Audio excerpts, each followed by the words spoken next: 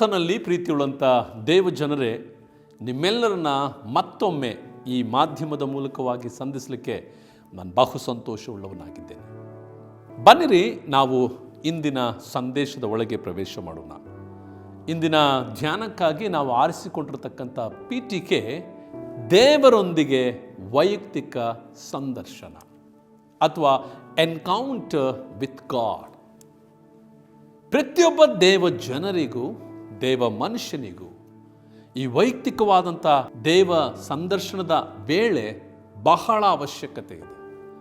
ಪ್ರೀತಿಯುಳ್ಳ ದೇವ ಜನರೇ, ನಮಗೆ ಈ ಸೇವಾ ಕಾರ್ಯಗಳಲ್ಲಿ ಹಾದು ಹೋಗುವಂಥ ದೇವ ಜನರಾಗಿರಬಹುದು, ವಿಶ್ವಾಸದ ಅಡಿಯಲ್ಲಿ ಹೋಗುತ್ತಿರುವಂಥ ದೇವ ಮಕ್ಕಳಾಗಿರಬಹುದು, ನಮ್ಮೆಲ್ಲರಿಗೂ ಸಹ ದೇವರೊಂದಿಗೆ ಉಂಟಾಗುವಂಥ ಆ ವೈಯಕ್ತಿಕ ಸಂದರ್ಶನದ ವೇಳೆ ಬಹಳ ಅವಶ್ಯಕತೆ ಇದೆ.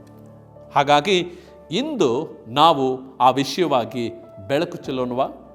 ಇದಕ್ಕೆ ಆಧಾರವಾಗಿ ಯೆಶಾಯನ ಪ್ರವಾದನೆ ಗ್ರಂಥ 6ನೇ ಅಧ್ಯಾಯ 1-4 ವಾಕ್ಯ ಭಾಗಗಳನ್ನು ನಾನು ನಿಮಗಾಗಿ ಓದಲಿಕ್ಕೆ ಬಯಸ್ತೇನೆ. ಅರಸನಾದ ಉಜ್ಜೀಯನು ಕಾಲವಾದ ವರ್ಷದಲ್ಲಿ ಕರ್ತನು ಉನ್ನತೋನ್ನತ ಸಿಂಹಾಸನ ರೂಢನಾಗಿರುವುದನ್ನು ಕಂಡೆನು. ಆತನ ವಸ್ತ್ರದ ನೆರಿಗೆಯು ಮಂದಿರದಲ್ಲೆಲ್ಲ ಹರಡಿತ್ತು. ಆತನ ಸುತ್ತ ಸೆರಾಫಿಯರಿದ್ದರು.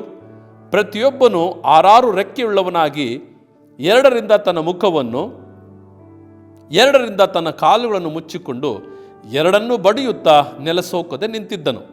ಆಗ ಒಬ್ಬನು ಮತ್ತೊಬ್ಬನಿಗೆ, ಸೇನಾಧೀಶ್ವರನಾದ ಯೆಹೋವನು ಪರಿಶುದ್ಧನು, ಪರಿಶುದ್ಧನು, ಪರಿಶುದ್ಧನು, ಭೂಮಂಡಲವೆಲ್ಲ ಆತನ ಪ್ರಭಾವದಿಂದ ತುಂಬಿದೆ ಎಂದು ಕೂಗಿ ಹೇಳಿದನು. ಕೂಗುವವನ ಶಬ್ದಕ್ಕೆ ದ್ವಾರದ ಅಸ್ತಿವಾರವು ಕದಲಿತು, ಧೂಮವು ಮಂದಿರದಲ್ಲೆಲ್ಲ ತುಂಬಿತು ಎಂಬುದೇ. ಪ್ರೀತಿಯುಳ್ಳ ದೇವ ಜನರೇ, ಯೆಶಾಯನ ಜೀವಿತದಲ್ಲಿ ನಡೆದಂಥ ಒಂದು ಅದ್ಭುತವಾದ ಕ್ಷಣದ ಬಗ್ಗೆ ನಾವು ಇಂದು ಧ್ಯಾನ ಮಾಡುತ್ತಿದ್ದೇವೆ. ಈ ಯೆಶಾಯನ ಬಗ್ಗೆ ನಾವು ತಿಳ್ಕೊಳ್ಳುವುದಾದರೆ, ಈತನು ಹುಟ್ಟುವಾಗಲೇ ಒಂದು ರಾಜವಂಶಸ್ಥರ ಕುಟುಂಬದಲ್ಲಿ ಜನಿಸಿದವನು. ಹೇಗೆ ಅಂದರೆ, ಅರಸನಾದ ಉಜ್ಜೀಯನು ಮತ್ತು ಯೆಶಾಯನು ಇಬ್ಬರು ಸಹ ಅಣ್ಣ ತಮ್ಮಂದಿರು, ಅಂದರೆ ಚಿಕ್ಕಪ್ಪ ದೊಡ್ಡಪ್ಪನ ಮಕ್ಕಳು.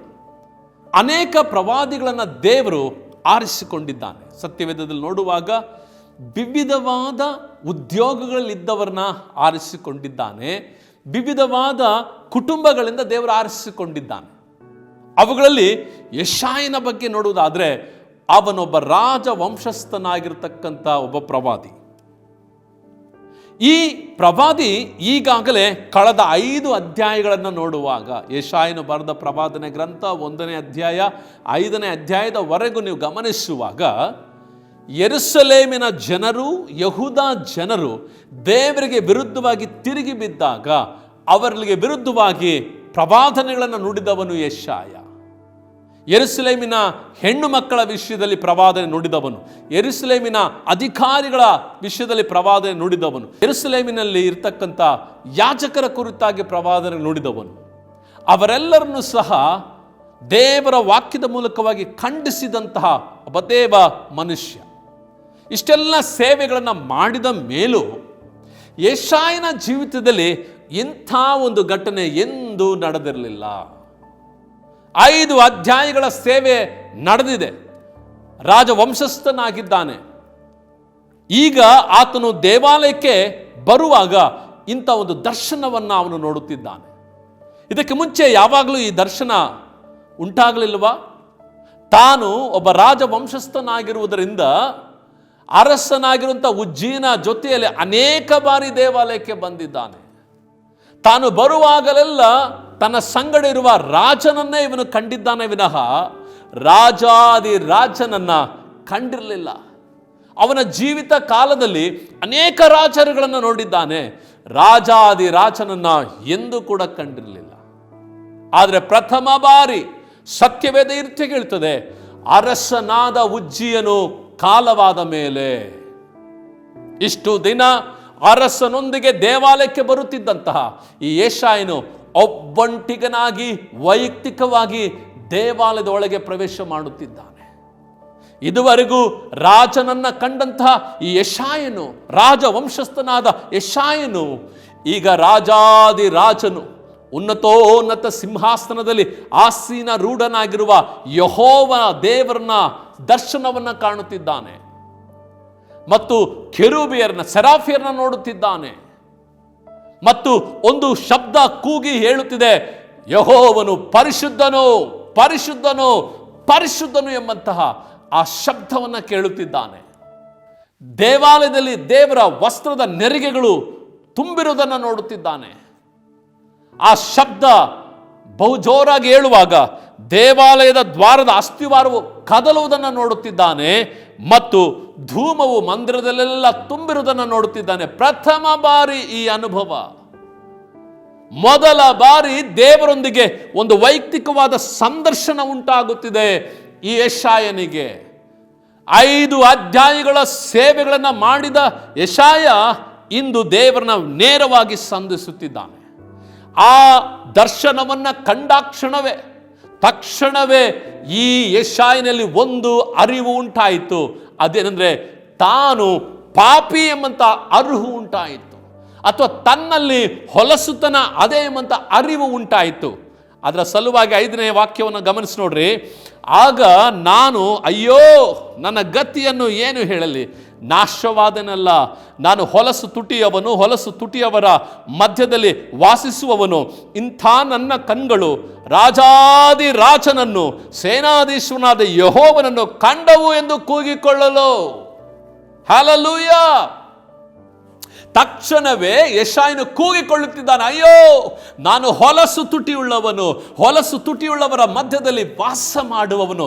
ಇಂಥ ನನ್ನಂಥ ಕಣ್ಗಳು ಯೆಹೋವ ದೇವರನ್ನ, ರಾಜಾದಿ ರಾಜನನ್ನ, ಸೇನಾಧೀಶ್ವರನಾದ ಯೆಹೋವನನ್ನ ಕಂಡವಲ್ಲ ಎಂಬುದಾಗಿ ಅವನು ಕೂಗಿಕೊಳ್ಳುತ್ತಿದ್ದಾನೆ. ಆ 5 ಅಧ್ಯಾಯಗಳ ಸೇವೆಯನ್ನು ಮಾಡಿ ಮಹಾದೊಡ್ಡ ಪ್ರವಾದನೆ ನುಡಿದ ಯೆಶಾಯನ ಪರಿಸ್ಥಿತಿಯನ್ನು ಗಮನಿಸಿ ನೋಡ್ರಿ. ದೇವಾದಿ ದೇವನ ಮುಂದೆ ನಿಲ್ಲುವಾಗ, ರಾಜಾದಿ ರಾಜನ ಮುಂದೆ ನಿಲ್ಲುವಾಗ ಈಗ ಅವನ ಅರಿಕೆ ಮಾಡಿಕೊಳ್ಳುತ್ತಿದ್ದಾನೆ, ಅಯ್ಯೋ ನಾನು ಹೊಲಸು ತುಟಿಯುಳ್ಳವನು. ಪ್ರೀತಿಯುಳ್ಳ ದೇವ ಜನರೇ, ದೇವ ಮನುಷ್ಯರೇ, ಗಮನಿಸಿರಿ. ಅನೇಕ ಸೇವಾ ಅನುಭವಗಳಿರಬಹುದು, ಹಲವು ವರ್ಷಗಳಿಂದ ದೇವರ ಸೇವೆಗಳಲ್ಲಿ ಮುಂದುವರಿಯುತ್ತಾ ಇರಬಹುದು, ಅಥವಾ ಸಭೆಯಲ್ಲಿರ್ತಕ್ಕಂಥ ದೇವ ಮಕ್ಕಳು, ದೇವ ಜನರು ವಿವಿಧವಾದ ಅನುಭವಗಳುಳ್ಳವರಾಗಿ ಅನೇಕ ವರ್ಷಗಳಿಂದ ಈ ಸಭೆಯಲ್ಲಿ ನೀವು ಬೆಳೆಯುತ್ತಾ ಬಂದಿರಬಹುದು. ಅನೇಕ ವರ್ಷಗಳಿಂದ ವಿಶ್ವಾಸದ ಜೀವಿತದಲ್ಲಿ ಮುಂದುವರಿಯುತ್ತಾ ಇರಬಹುದು. ವಿವಿಧವಾದ ಅನುಭವಗಳಿರಬಹುದು, ವಿವಿಧವಾದ ಸೇವೆಗಳನ್ನು ಮಾಡಿರಬಹುದು. ಸಭೆಗಳಲ್ಲಿ ಇರ್ತಕ್ಕಂಥ ವಿವಿಧವಾದ ಸೇವಾ ಅನುಭವಗಳು ಕೂಡ ನಿಮಗಿರಬಹುದು.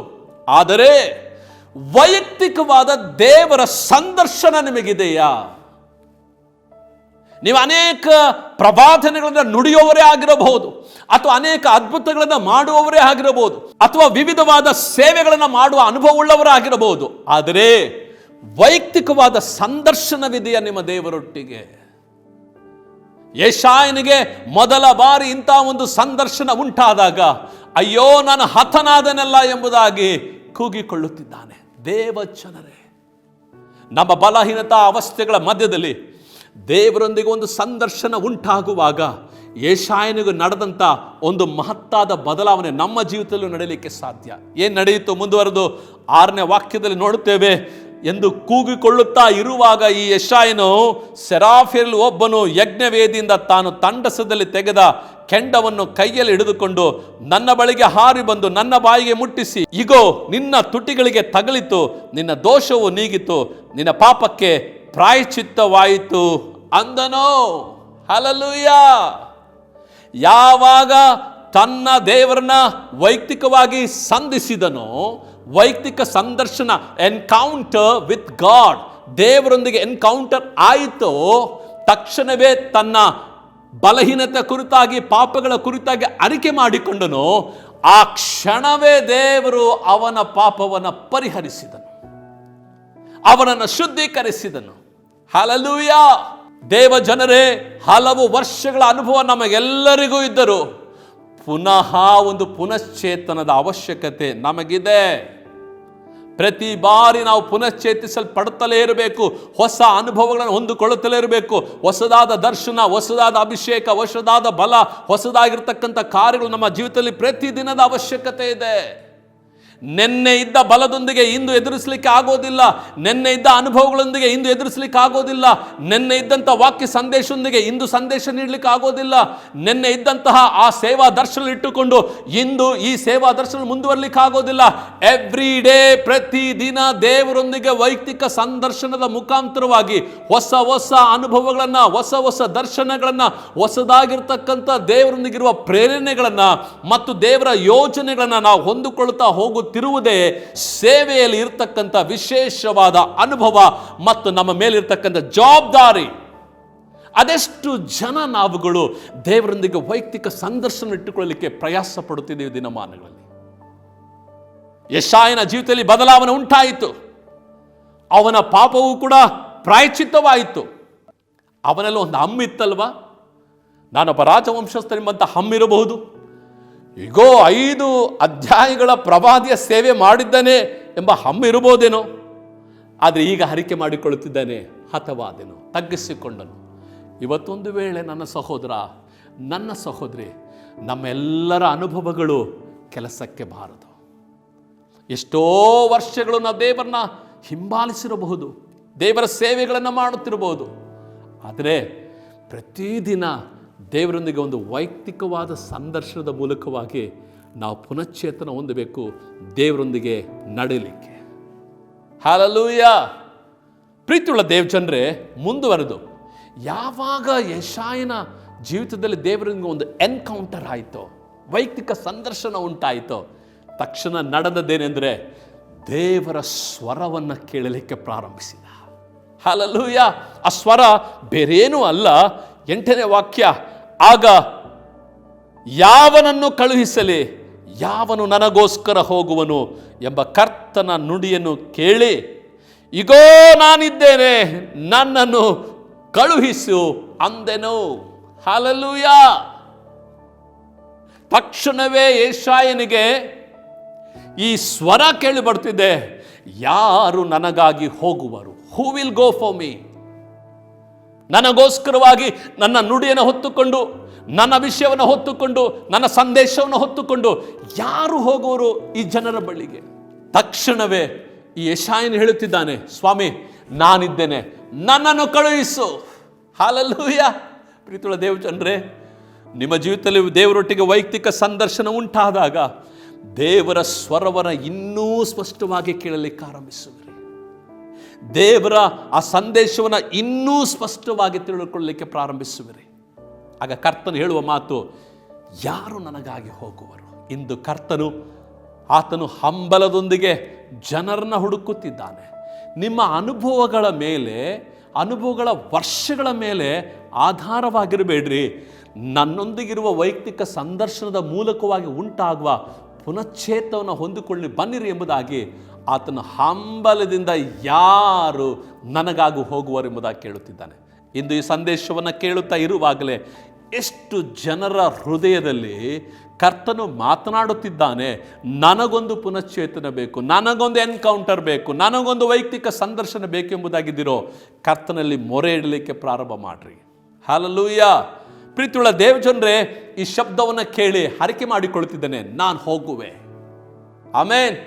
ಯಾವಾಗ ಈ ಮಾತುಗಳೊಂದಿಗೆ ತಾನು ಅರಿಕೆ ಮಾಡಿಕೊಂಡನೋ ದೇವರ ಸನ್ನಿಧಾನದಲ್ಲಿ, ತಕ್ಷಣವೇ ದೇವರು ತಾನೇ ಅವನಿಗೆ ಒಂದು ನೂತನವಾದ ಪ್ರಕಟಣೆಗಳನ್ನು ಕೊಡಲಿಕ್ಕೆ ಪ್ರಾರಂಭಿಸಿದ. ಇದುವರೆಗೂ ಯೆಶಾಯನು ಮಾಡಿದ ಪ್ರವಾದನೆಗಳೇ ಬೇರೆ ಆಗಿದ್ದವು. ಆದರೆ ಈ ವೈಯಕ್ತಿಕ ಸಂದರ್ಶನದ ನಂತರ, ಎನ್ಕೌಂಟರ್ನ ನಂತರ ಅವನಿಗುಂಟಾದ ಪ್ರಕಟಣೆಗಳೇ, ಅವನಿಗುಂಟಾದ ಪ್ರವಾದನೆಗಳೇ ಬೇರೆ. ಏಕೆಂದರೆ ಬರಲಿಕ್ಕಿರುವ ಮೆಸ್ಸಿಯನ ಕುರಿತಾದ ವಿಶೇಷವಾದ ಪ್ರಕಟಣೆಗಳನ್ನು ಹೊಂದಿಕೊಂಡವನು ಯೆಶಾಯ. ನೋಡ್ರಿ, ಗಮನಿಸಿ ನೋಡ್ರಿ, ಈ ಒಂದು ಘಟನೆ ನಡೆದ ನಂತರ ಯೆಶಾಯನ ಜೀವಿತದಲ್ಲಿ ಒಂದು ದೊಡ್ಡ ಬದಲಾವಣೆ.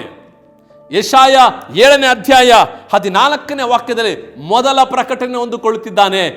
ಬರಲಿಕ್ಕಿರುವ ಮೆಸ್ಸಿಯ ಯೇಸು ಕ್ರಿಸ್ತನ ಕುರಿತಾದ ಒಂದು ಪ್ರಕಟಣೆ. 14ನೇ ವಾಕ್ಯವನ್ನು ಗಮನಿಸ್ರಿ. ಇದರಿಂದ ಕರ್ತನು ತಾನೇ ನಿಮಗೆ ಒಂದು ಗುರುತನ್ನು ಕೊಡುವನು. ಇಗೋ, ಒಬ್ಬ ಕನ್ನಿಕೆಯು ಗರ್ಭಿಣಿಯಾಗಿ ಮಗನನ್ನು ಹಡೆದು ಅವನಿಗೆ ಇಮ್ಮಾನುವೇಲ್ ಎಂದು ಹೆಸರಿಡುವಳು. ಹಲ್ಲೆಲೂಯಾ. ಎಷ್ಟು ಜನ ನೀವು ಮತ್ತಾಯನ ಬರೆದ ಸುವಾರ್ತೆಯಲ್ಲಿ ಈ ವಾಕ್ಯವನ್ನು ಓದಿಕೊಂಡಿದ್ದೀರಿ? ಆತನಿಗೆ ಇಮ್ಮಾನುವೇಲ್ ಎಂದು ಹೆಸರಿಡುವರು. ಯಾರು ಈ ಇಮ್ಮಾನುವೇಲ? ಕರ್ತನಾದ ಯೇಸು ಕ್ರಿಸ್ತನು. ಯಾವಾಗ ವೈಯಕ್ತಿಕವಾದ ಸಂದರ್ಶನ ಈ ಯೆಶಾಯನಿಗೆ ಉಂಟಾಯಿತೋ, ತನ್ನ ಜೀವಿತದಲ್ಲಿ ಅಡೆತಡೆಯಾಗಿದ್ದಂಥ ರಾಜನಾದ ಉಜ್ಜಿಯನು ಕಾಲವಾದ ಮೇಲೆ, ಅಂದರೆ ದೇವರ ಸನ್ನಿಧಾನಕ್ಕೆ ಬರುವಾಗ ರಾಜನನ್ನೇ ನೋಡುತ್ತಿದ್ದ, ರಾಜ ಗಂಭೀರದೊಂದಿಗೆ ಬರುತ್ತಿದ್ದ. ಈಗ ರಾಜನು ಕಾಲವಾಗಿದ್ದಾನೆ, ನೇರವಾಗಿ ವೈಯಕ್ತಿಕವಾಗಿ ಬಂದಿದ್ದಾನೆ ಯೆಶಾಯ. ಆಗ ಈ ದರ್ಶನ ಹೊಂದಿಕೊಳ್ಳುತ್ತಿದ್ದಾನೆ. ಈಗೋ ಈ ಪ್ರಕಟಣೆ ಏನೆಂದರೆ ಬರ್ಲಿಕ್ಕಿರುವ ಮೆಸ್ಸಿಯನ ಕುರಿತಾದಂಥ ಪ್ರಕಟಣೆ. ಹಲ್ಲೆಲೂಯಾ! ದೇವರೊಂದಿಗೆ ಎನ್ಕೌಂಟರ್ ನಡೆದ್ರೆ ಯೇಸು ಕ್ರಿಸ್ತನ ಕುರಿತಾದ ಹೊಸ ಪ್ರಕಟಣೆಗಳು ಬರಲಿಕ್ಕೆ ಸಾಧ್ಯ. ಮುಂದುವರೆದು 9ನೇ ಅಧ್ಯಾಯ 6ನೇ ವಾಕ್ಯವನ್ನು ನೋಡುವಾಗ ಆ ವಾಕ್ಯವು ಈ ರೀತಿಯಾಗಿ ಹೇಳ್ತದೆ, ಒಂದು ಮಗು ನಮಗಾಗಿ ಹುಟ್ಟಿದೆಯಷ್ಟೇ, ವರದ ಮಗನು ನಮಗೆ ದೊರೆತನು, ಆಡಳಿತವು ಅವನ ಬಾಹುವಿನ ಮೇಲಿರುವುದು, ಅದ್ಭುತ ಸ್ವರೂಪನು, ಆಲೋಚನಾ ಕರ್ತನು, ಪರಾಕ್ರಮಿಯಾದ ದೇವರು, ನಿತ್ಯನಾದ ತಂದೆ, ಸಮಾಧಾನದ ಪ್ರಭು ಎಂಬುವು ಅವನ ಹೆಸರು. ಹಲ್ಲೆಲೂಯಾ!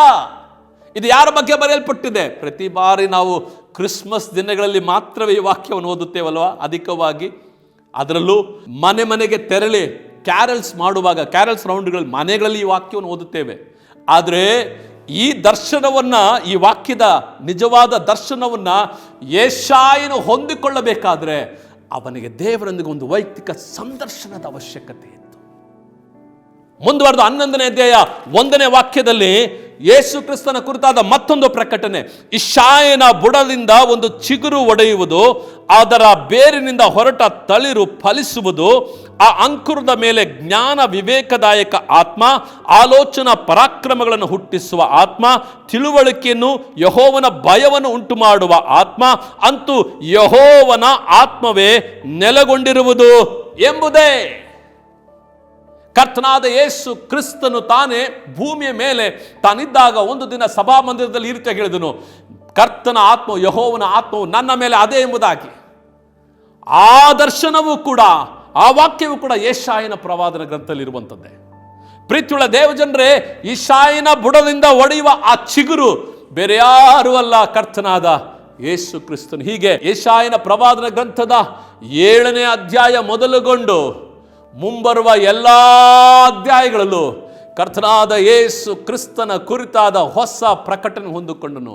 53ನೇ ಅಧ್ಯಾಯ ನಮ್ಮ ಎಲ್ಲರಿಗೂ ಕೂಡ ಗೊತ್ತಿದೆ. ಯೇಸು ಕ್ರಿಸ್ತನ ಶ್ರಮ, ಮರಣ, ಹೂಣಲ್ಪಡುವಿಕೆ, ಪುನರುತ್ಥಾನಗಳ ಬಗ್ಗೆ ಇರುವಂಥ ಮಹತ್ತರವಾದ ಸಂದೇಶ ಮತ್ತು ಪ್ರವಾದನೆಗಳನ್ನು ನುಡಿಯುವಂಥ ಅಧ್ಯಾಯ. ಮುಂದುವರೆದು 60ನೇ ಅಧ್ಯಾಯ, 61ನೇ ಅಧ್ಯಾಯ ಇವುಗಳನ್ನು ಓದುವಾಗ ನೂತನ ಆಕಾಶ ಭೂಮಂಡಲಗಳ ಕುರಿತಾಗಿ ಮಾತನಾಡುವ ಅಧ್ಯಾಯ. ಯೇಸು ಕ್ರಿಸ್ತನ 1000 ವರ್ಷಗಳ ಆಳ್ವಿಕೆ ಕುರಿತಾಗಿರತಕ್ಕಂಥ ಅಧ್ಯಾಯ. ಈ ಎಲ್ಲ ಪ್ರಕಟಣೆಗಳನ್ನು ಹೊಂದಿಕೊಳ್ಳಲಿಕ್ಕೆ ಕಾರಣ ಏನಿದೆ? The reason encounter with God. ಇಂದು ಹಲವು ಸೇವಾ ಅನುಭವಗಳಿದ್ದರು, ಹಲವಾರು ವರ್ಷಗಳನ್ನು ನಾವು ಕಳೆದಿದ್ದರು. ಈಗ ಒಂದು ಹೊಸದಾದ ದೇವರೊಂದಿಗಿರುವ ವೈಯಕ್ತಿಕ ಸಂದರ್ಶನದ ಅವಶ್ಯಕತೆ ಬಂದಿದೆ. ಒಂದು ಹೊಸ ಎನ್ಕೌಂಟರ್ ದೇವರೊಂದಿಗೆ ಬೇಕಾಗಿದೆ. ಇದು ಹೊಂದಿಕೊಳ್ಳುವಾಗ ನಾವು ಸಹ ಯೆಶಾಯನ ಹಾಗೆ ಕರ್ತನಾದ ಯೇಸು ಕ್ರಿಸ್ತನ ಕುರಿತಾಗಿ ಈ ಅಂತ್ಯ ದಿನಮಾನಗಳಲ್ಲಿ ನೂತನವಾದ ಪ್ರಕಟಣೆಗಳನ್ನು ಹೊಂದಿಕೊಂಡವರಾಗಿ ಕರ್ತನ ಸೇವೆಯಲ್ಲಿ ಮುಂದುವರಿಯಬಹುದು. ಕರ್ತನ ಆ ನಂಬಿಕೆ ವಿಶ್ವಾಸದಲ್ಲಿ ಮುಂದುವರೆದು ಹಾದು ಹೋಗಬಹುದು. ಬನ್ನಿರಿ, ದೇವರ ಕರಗಳು ಒಪ್ಪಿಸಿಕೊಡೋಣವಾ? ದೇವರೇ, ನನಗೂ ಇಂತಹದ್ದೇ ಆದ ಒಂದು ವೈಯಕ್ತಿಕವಾದ ಸಂದರ್ಶನದ ಅವಶ್ಯಕತೆ ಇದೆ ಎಂಬುದಾಗಿ ಹೇಳುವವರು ನನ್ನ ಸಂಗಡ ಬನ್ನಿರಿ, ಪ್ರಾರ್ಥನೆಯೊಂದಿಗೆ ಕರ್ತನ ಬಳಿಯಲ್ಲಿ ಕೇಳಿಕೊಳ್ಳೋಣ. ಪರಿಶುದ್ಧನಾದ ಪರಲೋಕದ ಜೀವವುಳ್ಳ ತಂದೆಯಾದ ದೇವರೇ, ನಿನ್ನ ಕರಗಳಲ್ಲಿ ನಿನ್ನ ದಾಸನಾದ ನನ್ನನ್ನು ಮೊದಲುಗೊಂಡು ಈ ಶಬ್ದವನ್ನು ಕೇಳುತ್ತಿರುವ ಪ್ರತಿಯೊಬ್ಬ ದೇವ ಜನರನ್ನು ನಾನು ಒಪ್ಪಿಸಿಕೊಡುತ್ತಿದ್ದೇನೆ. ಯಜಮಾನನೇ, ನಮಗೆಷ್ಟೋ ಅನುಭವಗಳಿದ್ದರು, ನಾವೆಷ್ಟೇ ವರ್ಷಗಳು ಕಳೆದಿದ್ದರೂ ಸೇವಾ ಅವಧಿಗಳಲ್ಲಿ, ಕರ್ತನೇ, ನಮಗೆ ಪುನಃ ಒಂದು ನೂತನವಾದ ಬಲದ ಅವಶ್ಯಕತೆ ಇದೆ, ನೂತನವಾದ ನಡೆಸುವಿಕೆ, ನೂತನವಾದ ದರ್ಶನದ ಅವಶ್ಯಕತೆ ಇದೆ. ನಿನ್ನೊಂದಿಗಿರುವ ವೈಯಕ್ತಿಕ ಸಂದರ್ಶನದ ವೇಳೆ ನಮಗೆ ಅವಶ್ಯಕತೆ ಇದೆ. ಕರ್ತನು ತಾನೇ ನಮಗದನ್ನು ದಯಪಾಲಿಸಿರಿ. ನಿಮ್ಮ ಕರಗಳಲ್ಲಿ ನಮ್ಮನ್ನು ಸಮರ್ಪಣೆ ಮಾಡಿಕೊಳ್ಳುತ್ತಾ ಯೇಸು ಕ್ರಿಸ್ತನ ಹೆಸರಿನಲ್ಲಿ ಬೇಡಿ ಹೊಂದಿದ್ದೇವೆ ಪರಲೋಕದ ತಂದೆಯೇ. ಆಮೇನ್, ಆಮೇನ್, ಆಮೇನ್. ಹಲ್ಲೆಲೂಯ. ಕರ್ತನು ತಾನೇ ನಮ್ಮೆಲ್ಲರನ್ನು ವೈಯಕ್ತಿಕವಾಗಿ ಸಂಪರ್ಕ ಮಾಡಲಿ.